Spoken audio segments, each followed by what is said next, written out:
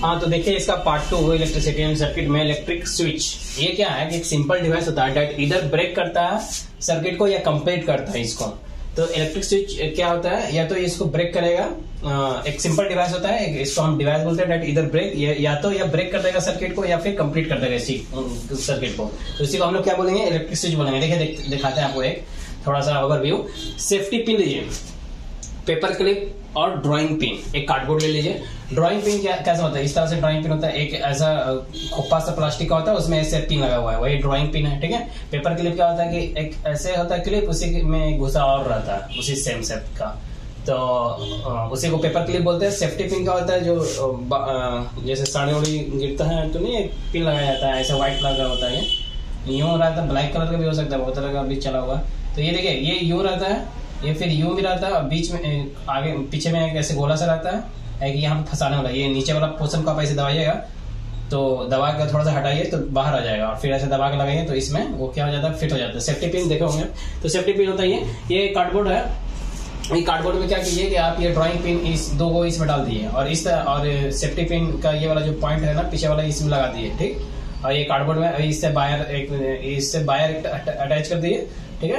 इस जो safety pin है ना, ये मीटर का बना हुआ होता है, तो यहाँ से वायर अटैच करके रखिए, यहाँ से भी वायर अटैच करके रखिए, और इस तरह से कि सेफ्टी पिन रिवॉल्व कर सके, मतलब इस यहाँ से लेके इस वायर यहाँ से लेके इसको टच कर पाए। ठीक है। इसके लोहा वाला पार्ट को, प्लास्टिक वाले पार्ट तो इंसुलेटर होता है ना, टच करेगा तो वहां से तो फ्लो होगा नहीं करंट। तो करंट फ्लो करने के लिए अभी बताएंगे कंडक्टर में वो क्या होना चाहिए, इंसुलेटर नहीं होना चाहिए, कंडक्टर होना चाहिए।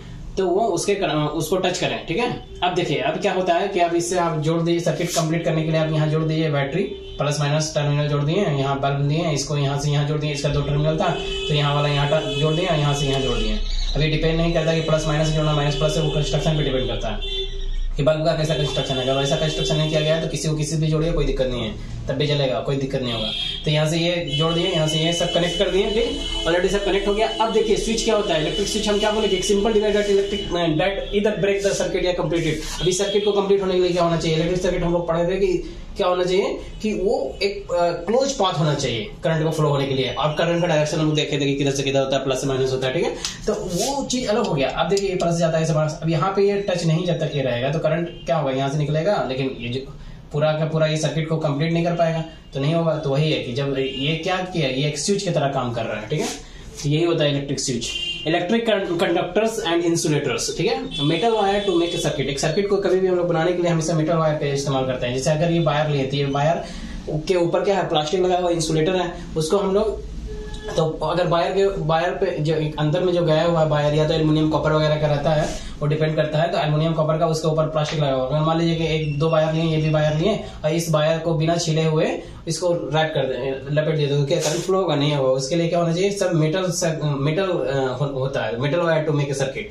ताकि मेटल में क्या होता है कि करंट फ्लो होता है, उसको कंडक्टर बोलते हैं। कंडक्टर क्या बोलते हैं उसको बताते हैं। देखिए कंडक्टर क्या होता है कि ऐसा मटेरियल, कोई भी मटेरियल उठाइए, आप बुक उठाइए, किताब, कुछ भी उठा सकते हैं, विच अलाउ इलेक्ट्रिक करंट, जिससे करंट पास हो जाए, टू पास थ्रू देम, उसके थ्रू करंट क्या हो जाए, पास हो जाए, तो उसी को कंडक्टर बोलते हैं। चलिए एग्जांपल में कॉपर, एल्युमिनियम की वगैरह जो भी मेटल का आइटम है वो आप उठा ले सकते हैं। ठीक है। इंसुलेटर क्या होता है कि ऐसा material that do not allow करता है electric current to pass through them, उससे इलेक्ट्रिक करंट नहीं जाएगा, तो उसको क्या बोलेंगे, इलेक्ट्रिक करंट। क्या समझ में आ रहा है, विजुअलाइज हो रहा है ना। इलेक्ट्रिक करंट अगर हम बोल रहे हैं इलेक्ट्रिक करंट नहीं पास हो रहा, मतलब क्या, ये जो बैटरी है इसमें एक केमिकल पेस्ट होता है, उसके थ्रू अगर हम इसको एक पूरा कंप्लीट सर्किट देते हैं तो क्या होता है कि इससे करंट बहने लगता है, वही इलेक्ट्रिक करंट है। तो वो चीज हम आपको आगे बताएं, आप रिलेट कीजिए। Insulator material that do not allow electric current to pass through them, तो उसी को हम लोग इंसुलेटर बोलते हैं। जैसे स्विच वगैरह हो गया, सॉकेट हो गया, इलेक्ट्रिक प्लग हो गया, रबर हो गया, प्लास्टिक्स हो गए। अब देखिए इलेक्ट्रिक, हम ये बताने की कोशिश कर रहे हैं कि what materials can be used in electric circuit so that current pass through them. तो क्या क्या इस्तेमाल हम कर सकते हैं अपने जो इलेक्ट्रिक सर्किट में मटेरियल। तो हमेशा हम लोग, हमारा मटेरियल कैसा होना चाहिए, metal wire to be make a circuit. ठीक है। तो इट बी यूज, क्यों, अगर मान लीजिए हम कॉटन थ्रेड यूज कर लेते हैं जो कि नॉन इंसुलेटर है, तो क्या जलेगा, क्या सर्किट कंप्लीट होके भी मेरा जलेगा, चीजें नहीं जलेगा। सर्किट कंप्लीट होने के साथ साथ क्या होना चाहिए, उससे करंट फ्लो होना चाहिए, वो मेटल का होना चाहिए, वो मटेरियल ऐसा होना चाहिए जो कंडक्ट करे इलेक्ट्रिसिटी, जो अपने अंदर से इलेक्ट्रिक करंट को बहा ले। ठीक है।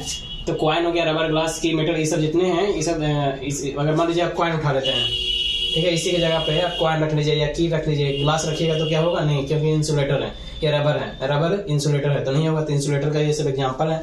अगर मान लीजिए कि स्विच आप देखते होंगे, ठीक है। तो स्विच क्या है, इंसुलेटर है। स्विच आप जैसे घर पे ऑन ऑफ करते होंगे, तो ये जो स्विच पे जो हाथ ऐसे रखते हैं ऑन ऑफ करने वाला, वो इंसुलेटर का है, बाहर वो इंसुलेटर का बना हुआ है। अगर मान लीजिए कि इंसुलेटर का नहीं होता तो अपना बॉडी भी क्या होता है कि कंडक्ट करता है इलेक्ट्रिसिटी को, ठीक है। अपना बॉडी भी क्या होता है, एक इंसुलेटर, एक कंडक्टर है अपना बॉडी, तो वो कंडक्ट करता है।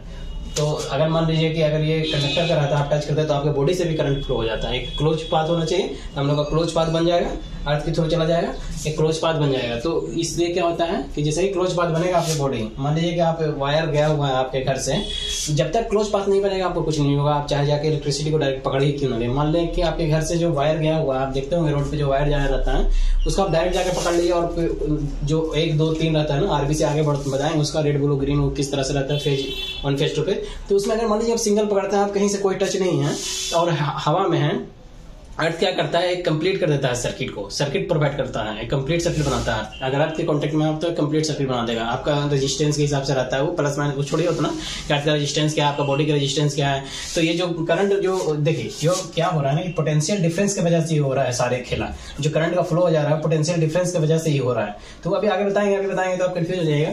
तो बात यह है ना कि आप बिना, बस इतना आप मोटा मोटी आपको समझना है कि अगर आप एक सर्किट कंप्लीट नहीं हो रहा है, आपको कुछ नहीं होगा, आप जाकर डायरेक्ट तार को ही क्यों ना पकड़ लीजिए।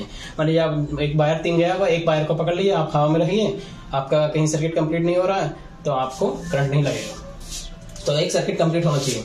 तो वही बोल रहे हैं कि तो स्विच क्या है, वो इंसुलेटर का बना हुआ है। अगर इंसुलेटर का नहीं बना हुआ रहता तो आप टच करते तो आपको, और आपका फीट जो है अगर ग्राउंड पे टच है, कंप्लीट सर्किट बना रहा है तो आपको करंट मार देता। तो ये सब सॉकेट वगैरह हो गया है। अब देखिए मान लीजिए कि जैसे वायर है, ठीक है, इलेक्ट्रिक वायर, जैसे रबर प्लास्टिक ये भी है। अब रबर प्लास्टिक का कहाँ पे इस्तेमाल होता है, मान लीजिए वायर है, ठीक है, नंगा वायर। अब इसके ऊपर हम लोग क्या करते हैं, प्लास्टिक का क्या करते हैं, रबर का या प्लास्टिक का हम लोग क्या करते हैं, इंसुलेटर ही तो चढ़ाते हैं ना, ताकि आपके घर से ऐसे वायर जो गया हुआ रहता है, आप नंगा वायर देखते नहीं, उसके ऊपर तो क्या इंसुलेटर है, ताकि आप एक्सीडेंटली आप ऐसे टच भी हो जाए आपको तो आपको करंट ना मारे। तो ये सब सेफ्टी पर्पज से रहता है। चीजें आएंगी आगे, बहुत तरह का एक चैप्टर ही होता है सेफ्टी पर्पज के लिए भी, सब कुछ है। अब देखिए इलेक्ट्रिक सेल क्या है, एक फैक्ट है, ये सब याद भी रखना चाहिए आप लोगों को। इलेक्ट्रिक सेल क्या है कि जो इन्वेंटेड किया गया है लेजेंड्रो वोल्टा के द्वारा ये किया गया, खोजा गया है, और थॉमस अल्वा एडिसन जो है इलेक्ट्रिक बल्ब खोजे थे, ठीक है। तो ये आपका चैप्टर 12 इलेक्ट्रिसिटी एंड सर्किट, जो बेसिक 6th क्लास में नीड है वो चीज मैं आपको बता दिया हूँ। होप आपको सब समझ में आया होगा। मिलते हैं नेक्स्ट क्लास में नए टॉपिक के साथ।